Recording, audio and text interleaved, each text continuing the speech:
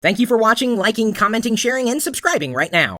Phishing is a huge problem, and of course I'm not speaking of phishing, F-I-S-H, we've all done that, but I'm talking about phishing as in scouting for information and giving information to the wrong party, thinking you're giving it to the right party. And most companies are approaching this problem by trying to stop it at the software level, or potentially at the hardware level, but only one company is using knowledge to approach the problem, educating users, and that's KnowBe4. That's K-N-O-W-B-E, the number 4.com. And to give us a better idea as to why this is the better way to approach the problem of phishing and really scouting for information from organizations for nefarious purposes, we have the founder of the company, Stu, who I've known for, I think, a number of years. We go way back, don't we, Stu? At least 10 years, Chris. It's a long time. See, I'm at least 10 years old. Now I finally have proof. So Stu, what we have here, we're using a GoToMeeting, and you're showing me the console of KnowBe4. Could you give us a better construct, possibly, as to why you founded this company, why this is important? Okay, well, why I founded KnowBe4 is that I founded Sunbelt Software 15 years ago. And in 2005, we built a brand new next generation antivirus, anti-spyware product. It took a few years. We released it in 2008. It took off. And so I've been elbow deep in malware for the last at least 7-8 years. And before that, we did other security products. During my, let's call it 10 years in security, I came to find that just antivirus and a firewall just don't hack it anymore, pun intended. You are having to go with end-user education as well. And why? The bad guys are going pro. They bypass the antivirus, they bypass the firewall, they make an end-user in an organization click on something, and that click will infect their workstation, and it gets worse from there. So you definitely have an extensive background with all these bad guys, and you're figuring out ways to help organizations educate their users. And we've got the console pulled up. Assumedly, this is what an administrator would see before deploying tests? Yes.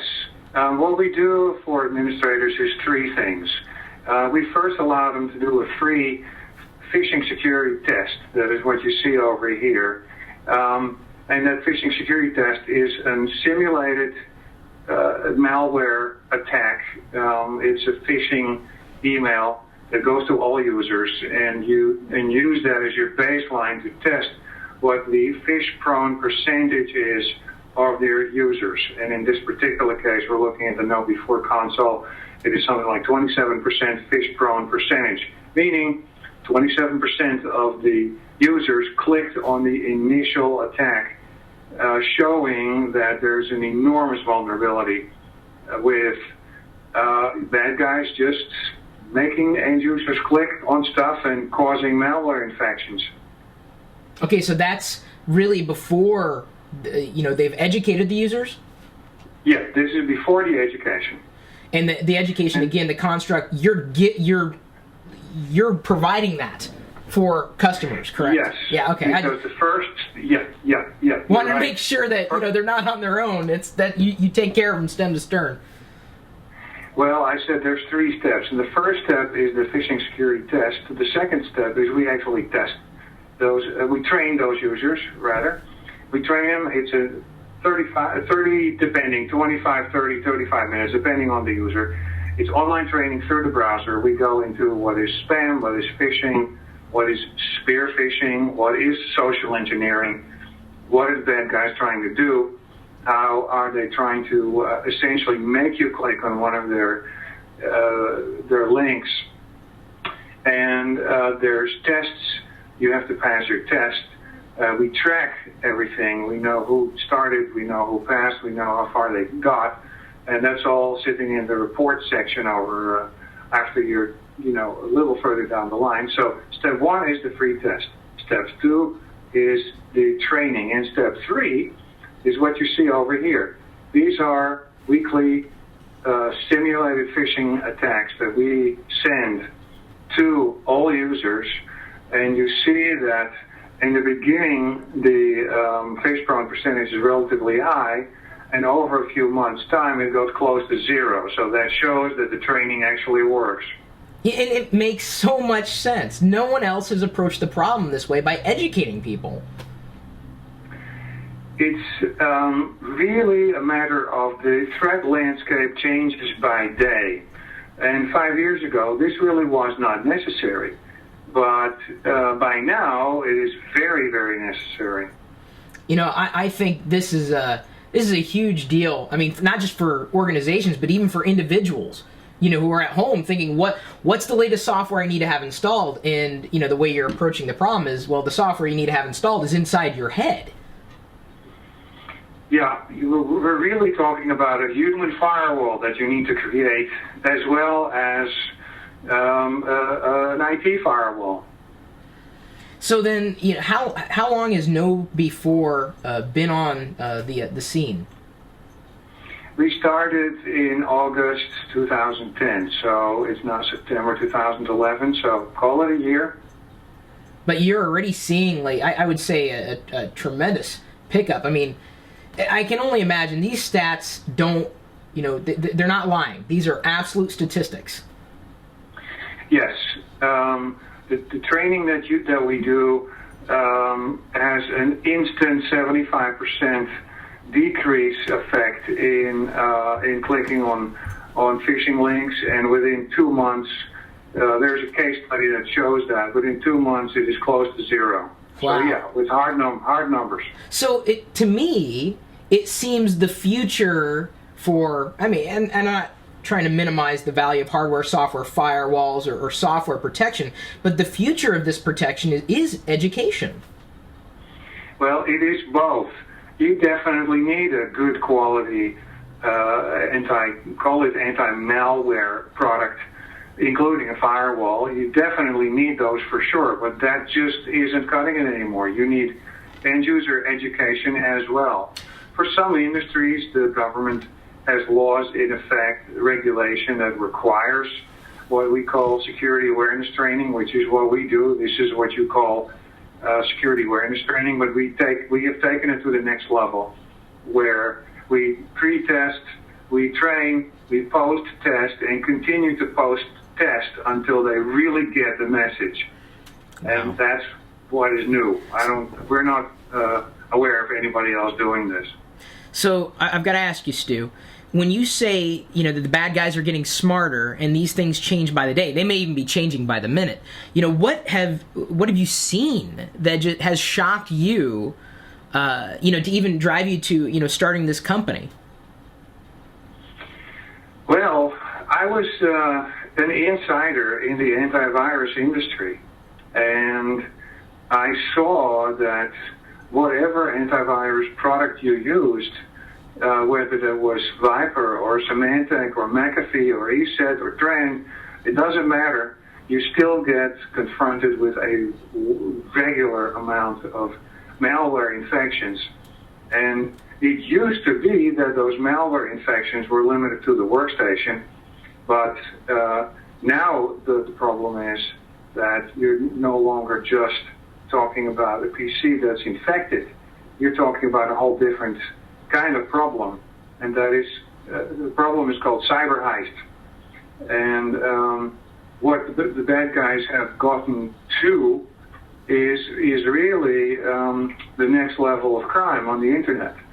And what they do is this: they send. First of all, they find themselves a so-called zero-day threat, which is no one knows about it except them. AV companies don't know about this particular vulnerability. They use that and send about a zillion phishing emails. A whole bunch of people click on it. A whole bunch of people get infected. And what happens next is they put a Trojan on that workstation and a keylogger. And the combination of the two simply send a little string of data every hour to the malware mothership, and they just wait until that person logs back in. Once they log back in, they now have the username password. They can hack into the network, and once they're into the network, they're looking for two things. One is, of course, your customer database with credit card information, but worse, what they find is they go to the workstation of accounting, and they put the same malware Trojan keylogger combo on the accounting system, and they patiently wait until accounting goes and does online banking. And once they go to Bank of America, log in, do their business, and log off, the bad guy says bingo, and go back in and transfer a couple $100,000 out. Wow. And there's hundreds of those.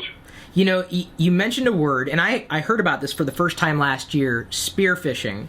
This is something, and I'm going to, if I understand it correctly, essentially, someone is pretending to be somebody else to get information, just even a little bit of information out of somebody who believes that that person is who they say they are, when in fact they're not.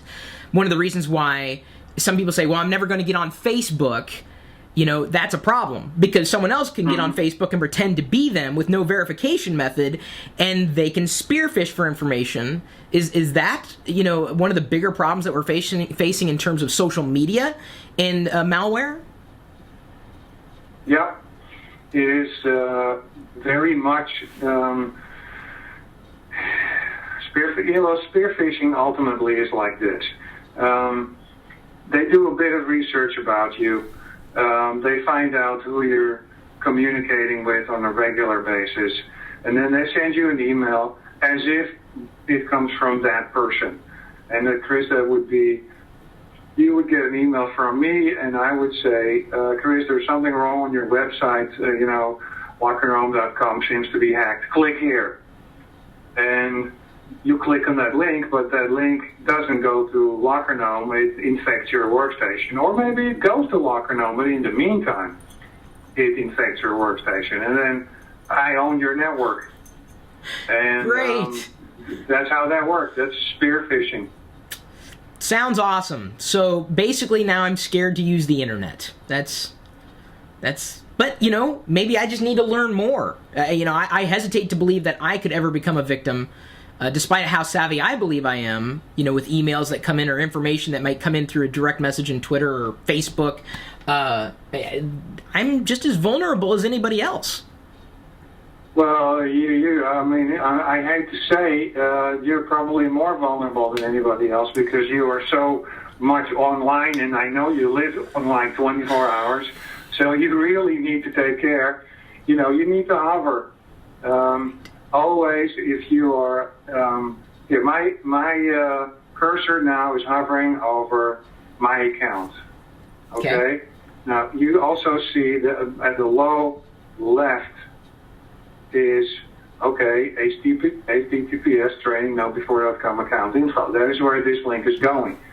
So the very least you need to do is you need to hover above any link before you click and see where that actually really goes to. That's Not a so good many tip. people know it, but it's at least something you can do. Yeah, I've gone through, and suggested, DNS changes because some, including Google and OpenDNS will sometimes predict, that, hey, this website that you're trying to click over to is not really the website that it says it is. There are, recent exploits, even with security certificates. Legitimate security certificates are no longer really legit. I mean, it's really starting to get scary, I gotta tell you. I mean, this is not something that, even if you think you're doing it the right way, you may not be doing the right way, and it's going to be constant education. It's true. So education is an important part of the whole internet exposure problem. Not too many people know, this is something you might be interested in as well, is most of these cybercrime gangs are actual honest-to-goodness mafias, and a lot of them are in Russia. And you would be interested to why Russia. It's because when the Iron Curtain fell, a large chunk of KGB officers that were already trained in spying on the internet went in business for themselves. And this is how the early Russian mafia there started up, and they're still at it. Wow. These guys are smart. They have lots of resources. They pick the best, the smartest developers that they can get, pay them well. Average yearly pay in Russia, whatever, 20K. Well, these guys make 100. They live like, much, much better than anybody else. They drive big cars. And they just hack away, and local law is not really making their life all that difficult. It's a problem. So, where could someone, for their own organization, find out more, get started with this? Just KnowBe4.com? Yeah, you just go to the website. You click on the free phishing link, and it's called the phishing security test.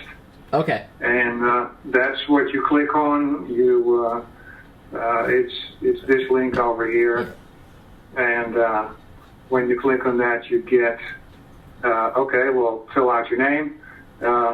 When you're done with that, you get into our back end, and you can fill out it's really simple. You just upload the list of your email addresses with your users and click on send a test. It's 5 minutes at best. Wow. So and in December, we are giving away a fat boy, as you see on the screen. Oh, my dad would be disappointed. He's a Honda man. But, hey, I'm not the... Harleys are just as much fun, I'm sure. Mm-hmm.